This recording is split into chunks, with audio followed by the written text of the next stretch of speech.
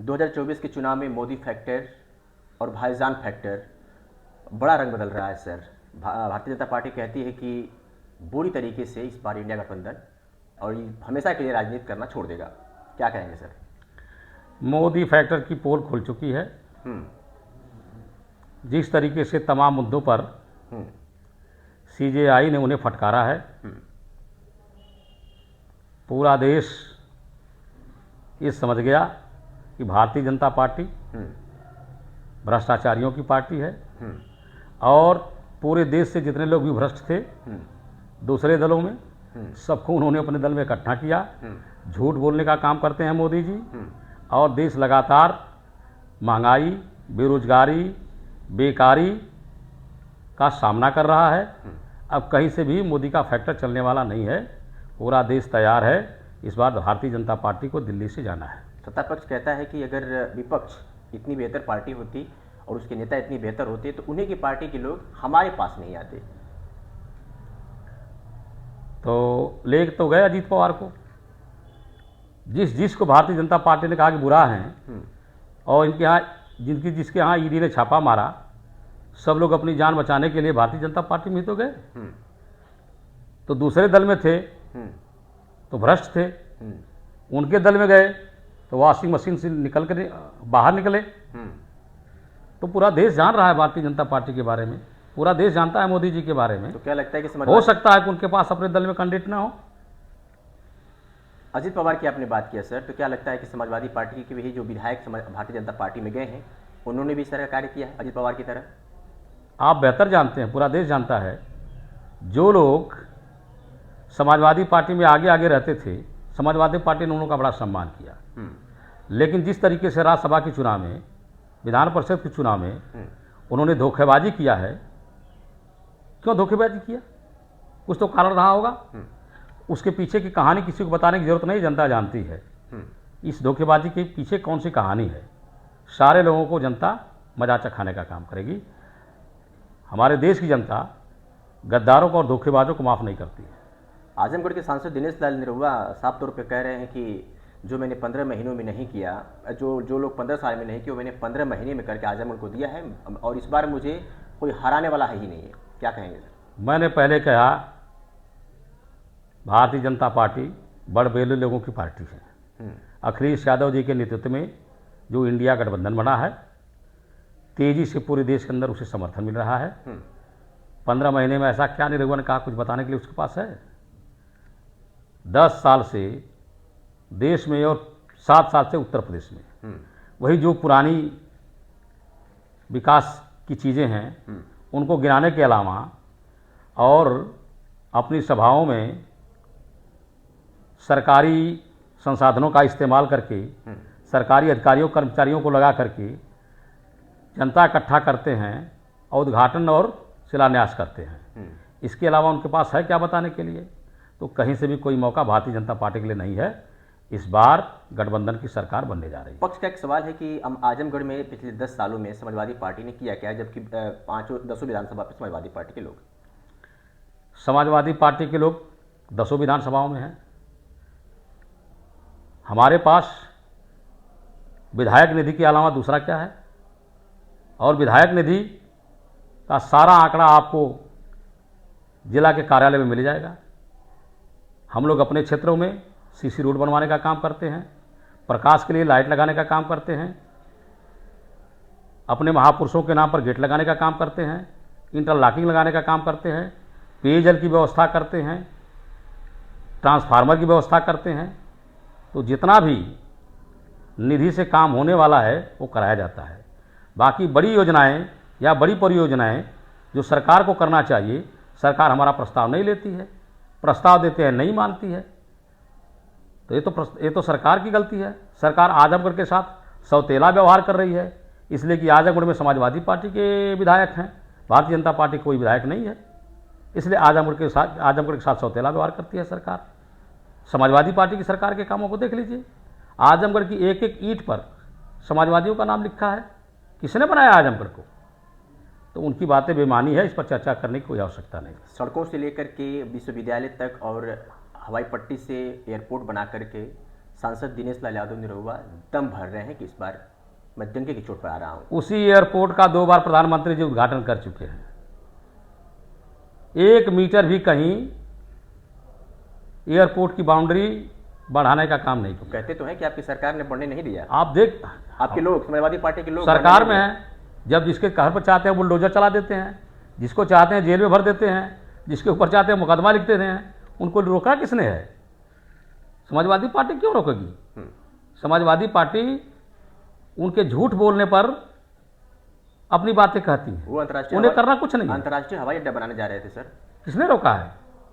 निरहुआ तो कहते हैं कि समाजवादी पार्टी के लोगों ने रोका है। कौन गया समाजवादी पार्टी का रोकने? फिर किस बात के लिए सरकार में हो? अब ये तो आप बताएंगे ना। नहीं, किस बात के लिए सरकार में हो? किसानों पर लाठियां चलवा दिया दिल्ली के अंदर, किसने कहा था चलाने के लिए? कृषि कानून वापस हुआ, 750 किसानों ने अपनी आहुति दी उसके लिए। तो ये ही भारतीय जनता पार्टी का काम। वो तो कहते हो किसान नहीं थे। अब उनके कहने से मान लिया जाएगा किसान नहीं थे। किसान नहीं थे, फिर लड़ाई क्यों लड़ रहे थे? तो उन्हें आतंकवादी बता रहे थे कि लोग आतंकवादी हैं ये लोग। यही तो बात है। जो सरकार के खिलाफ आवाज उठाएगा पाकिस्तानी, जो सरकार के खिलाफ आवाज उठाएगा आतंकवादी। इसके अलावा उनके पास है क्या? कभी नौजवानों को भी आतंकवादी कहते हैं, कभी विद्यार्थियों को आतंकवादी कहते हैं, किसानों को आतंकवादी कहते हैं। जो भारतीय जनता पार्टी की सरकार के जन विरोधी कामों का विरोध करेगा वो भारतीय जनता पार्टी के नज़र में आतंकवादी है। अब ये सारे के सारे लोग इकट्ठा होकर के भारतीय जनता पार्टी को दिल्ली से हटाने का काम करें। सर, क्या वजह रही कि समाजवादी पार्टी इतनी मजबूत पार्टी है, आजमगढ़ खासकर को लेकर के आज समाजवादियों का गढ़ कहा जाता है, लेकिन आजमगढ़ में कोई ऐसा नेता नहीं है जो लोकसभा सीट लड़ सके? धर्मेंद्र यादव की बिल्कुल है, बिल्कुल। आजमगढ़ से लोग सांसद रहे हैं, लेकिन हमारी पार्टी है, हमारा संसदीय बोर्ड है, हमारा संगठन है। संगठन के लोगों को ये लगता है कि धर्मेंद्र यादव जी को यहाँ से चुनाव लड़ना चाहिए, तो उन्होंने अपनी बातें रखी हैं, जिसको राष्ट्रीय अध्यक्ष जी ने स्वीकार किया और धर्मेंद्र यादव जी यहाँ से उम्मीदवार हैं। भाईजान के फैक्टर पर क्या कहेंगे सर? भाईजान का फैक्टर क्या लगता उसके है? भाईजान का जो फैक्टर है, मुसलमान भाई समझते हैं इन इंडिया गठबंधन के लोगों को या समाजवादी पार्टी को दोहरे मोर्चे पर लड़ाई है। एक तो हिंदू मुसलमान के नाम पर राजनीति करके सीधे सीधे भारतीय जनता पार्टी, और दूसरे लोग जो भिन्न भिन्न संगठन बना करके उम्मीदवार के रूप में विपक्ष का वोट बांटने का काम करते हैं, वो कहीं ना कहीं भारतीय जनता पार्टी का सहयोग करने का काम करते हैं। तो इस तरीके के लोगों पर कोई चर्चा करने की आवश्यकता नहीं। जनता समझ रही है कि हमें कहाँ जाना चाहिए। भारतीय जनता पार्टी को बिना हटाए अब इस देश का भला होने वाला नहीं है, इसलिए सारे लोग इंडिया गठबंधन के साथ एकजुट हैं। ओम प्रकाश राजभर कह रहे हैं कि इस बार पता चल जाएगा। पता तो चल जाएगा, ओम प्रकाश राजभर को भी पता चल जाएगा कि समाजवादी पार्टी के साथ थे तो उनका कितना सम्मान था और कितने विधायक जीते थे, और जब भारतीय जनता पार्टी के साथ गए तो घोसी में उन्होंने देख लिया अपनी ताकत। तो इस बार उनको अपनी ताकत का पता चल जाएगा। आजमगढ़ में जिस तरीके से समाजवादी पार्टी के नेता और उनके कार्यकर्ता गली गली जाकर के वोट मांगने का काम कर रहे हैं, उन्हें लगता है कि इस बार धर्मेंद्र यादव जीत जाएंगे। इसी वजह से वो लोग वोट मांगना शुरू कर दिए हैं। एक सर महत्वपूर्ण सवाल ये है कि आखिर पिछले 10 सालों से समाजवादी पार्टी सरकार में नहीं आ रही है, क्या वजह हो सकती है सर? कहाँ से चूक हो रही है? जिस तरीके से भारतीय जनता पार्टी ने सारे सरकारी संसाधनों का इस्तेमाल करके हिंदू मुसलमान के बीच में, बड़े और छोटों के बीच में, जाति धर्म का नारा देकर के जनता में जिस तरह का बंटवारा कर रखा था, उसका प्रभाव कहीं न कहीं रहा। बाकी समाजवादी पार्टी सिद्धांतों की पार्टी है, नीतियों की पार्टी है। आजमगढ़ जनपद का एक एक बच्चा मानता है कि आजमगढ़ का जो कुछ विकास हुआ है समाजवादी पार्टी की सरकार में हुआ है।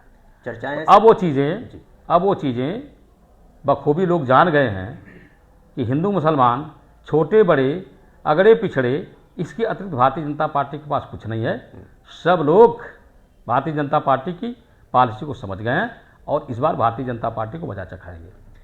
पक्ष कहता है सर कि समाजवादी पार्टी या गठबंधन जो है इंडिया गठबंधन जातिवाद की राजनीति करता है, इसीलिए पीडीएस से जनरल को हटा दिया गया है। कहाँ पीडीएस जनरल को हटा दिया गया है? पीडीएस से जनरल को किसे हटा दिया गया है? अ से अल्पसंख्यक है, अ से अगड़ा है, जो आर्थिक रूप से कमज़ोर हैं, उनके साथ समाजवादी पार्टी है। समाजवादी पार्टी से अ हटा कहाँ है? और संजय निषाद क्या हैं? अपने मंत्री हैं। मैं जनरल की बात कर रहा हूँ सर। एक आपका कोई मैन्युफैक्चर एक लेके आप पत्र है, इसमें पीडीए में सर साफ तौर पे पिछड़े दलित और अल्पसंख्यक की बात कही गई है। तो थोड़ा सा मैं समझना चाहूँगा, और सर ये भी चाहूँगा कि लोग अभी भी इस चीज़ से समझ नहीं ये पा जो रहे हैं। पीडीए आपने दिखाया जी विधानसभा के अंदर, आपने सुना होगा किस तरीके से समाजवादी पार्टी की सरकार पर मुख्यमंत्री जी ने आरोप लगाया कि यहाँ 56 में 46 में 56 एसडीएम यादव रहे लोक सेवा आयोग के परीक्षा में। तो समाजवादी पार्टी के नेता माननीय अखिलेश यादव जी ने कहा कि भारतीय जनता पार्टी के लोगों, आप दिल्ली में भी हो, लखनऊ में भी हो, आओ जाति जनगणना कराते हैं, और जिसकी जितनी संख्या भारी उतनी उसकी हिस्सेदारी। जो हमें जातिवादी होने का आरोप लगाया जाता था, तो हमने कहा कि आओ जाति जनगणना करा दी जाए, किसकी कितनी संख्या है देश के अंदर, उस आधार पर सरकारी संसाधनों का बंटवारा कर लिया जाए। तो कौन सी बात है? आपने पिछड़ों के साथ धोखा किया, आपने दलित समाज के साथ धोखा किया, आपने मुसलमान भाइयों के साथ धोखा किया। हमने समाजवादी पार्टी ने सबको इकट्ठा किया है और हम सबको हिस्सा देना चाहते हैं।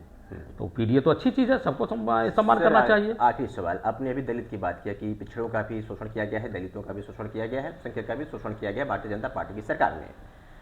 गठबंधन कह रहा है कि अगर मायावती जी इस गठबंधन में आ जाती तो थोड़ा सा इस जीत को और आसान किया जा सकता है। मायावती क्यों नहीं आ रही? क्या उन्हें नहीं लग रहा है कि दलितों के साथ ये भारतीय जनता पार्टी शोषण कर रही है? मेरे भाई, इस बार का जो गठबंधन बना है, दलों से ऊपर गठबंधन है। इस बार जनता ने गठबंधन बनाया है।